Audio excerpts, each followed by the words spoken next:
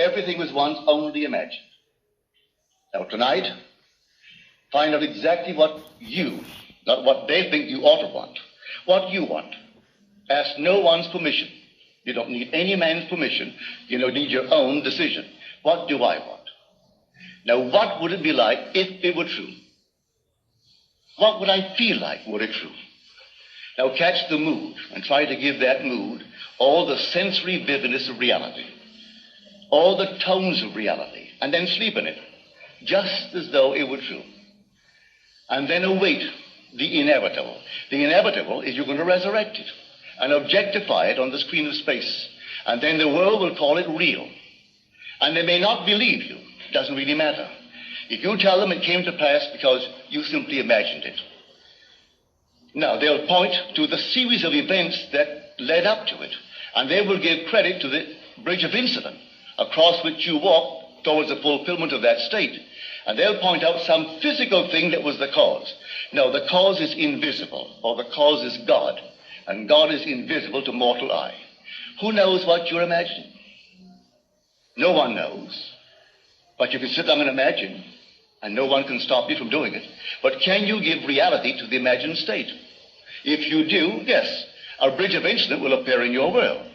And you'll walk across some series of events leading up to the fulfillment of the imaginal state. But don't give causation to any physical step that you took towards the fulfillment of it. You imagined yourself having a marvelous business. And then comes the day a building is for sale, and you haven't a nickel towards it. And not a total stranger, but a man comes in and asks you quite in a friendly manner, are you going to buy it? And knowing you don't have a penny, you say to him, as you would a friend to a friend, with what? And then he said, well, I have money.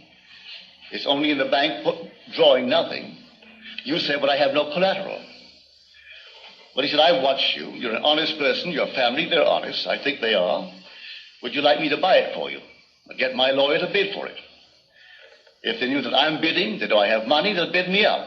And so I get it at the very lowest price by getting a lawyer who represents more than one client, and they do not know who he represents, and he'll bid for it. Are you willing to take it regardless of the price? And you say, yes, I'll take it. But I have no collateral. All I need is your signature, that you will simply pay 6% on whatever the price is, and then reduce that principal over a period of 10 years. Agreed? Yes. But then sign this, and we'll see if we can buy it. That day, you owned the building. And you didn't have one nickel when you owned the building that day. You only had your signature on a piece of paper. At the end of 10 years, you repaid the man his principal. You reduce it every year, paying him 6% on the remaining principal, and reduce the entire thing at the end of 10 years. That man dies 20 years later and leaves you $150,000 in cash, tax-free, and a couple of homes and many personal belongings. In the meanwhile, you continue in that business, and it multiplies and multiplies. And that year was 1922, 1924. This is now 1968. That building, I'm speaking factually, that building in 1924 is now gone. He paid only $50,000 for it. It was repaid and repaid.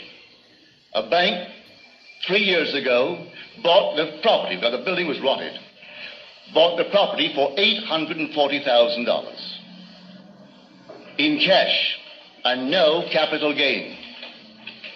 From $50,000 to $840,000.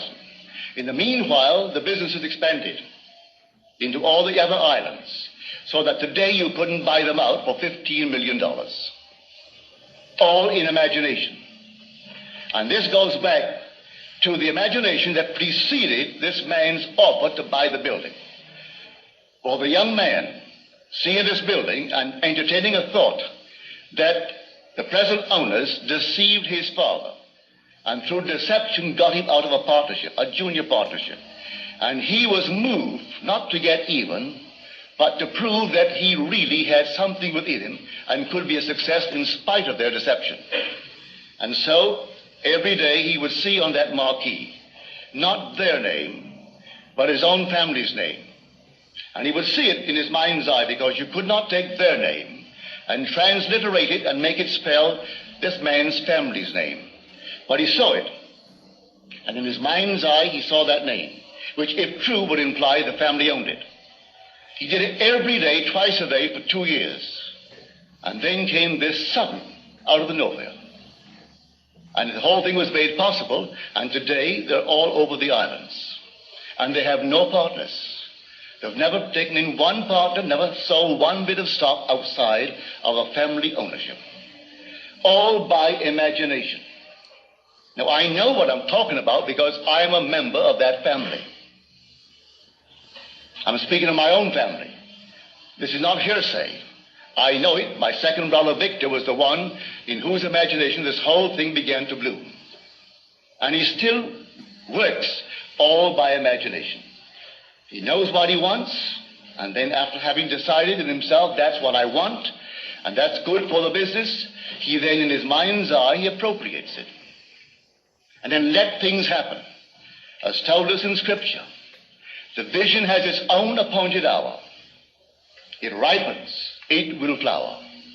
If it be long, then wait, for it is sure, and it will not be late. Read that in the book of Habakkuk. Here is the true translation of that passage in Habakkuk. So when you know what you want, remain faithful to that assumption. And the assumption, though at the moment, is denied by your senses and denied by reason, if you persist in it, it will harden into fact. Are we not told that God calls a thing that is not seen as though it were seen, and then the unseen becomes seen? He calls everything from the unseen into the seen in this simple manner, for he is the resurrecting power. So if I assume that I am, I don't have to have evidence to support it.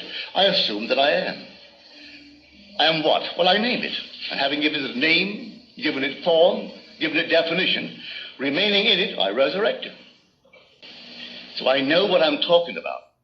All I need from you is the acceptance of it. Will you believe it? Will you believe that with God all things are possible? Will you believe that all things are possible to men? Well, you can prove it in the not distant future. But you are the operant power. It will not work itself. If you dare to assume this very night that you have a better job than you now hold, or that you have a larger income, you may be fired tomorrow. Don't be concerned. On reflection, you'll see it was necessary to move you towards the fulfillment of your assumption. You could be fired.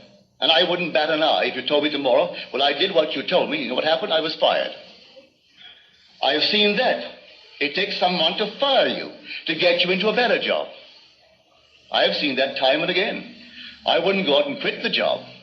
You may be promoted in the job, or you may be invited by some other concern that is competitive to join them. I do not know how it happens. I only know if you remain faithful to the assumption, it's going to happen, and you're going to be promoted towards the fulfillment of the state that you have dared to assume that is yours. I could tell you unnumbered stories along this nature. So here I say, dwell in the end. The end is where we begin. For if I've seen my name on the marquee, that's the end. I don't wait for the incident to take place in my world to move from one to the other, leading up to that. I dwell in the end. So if I go to the very end, what would it be like were it true?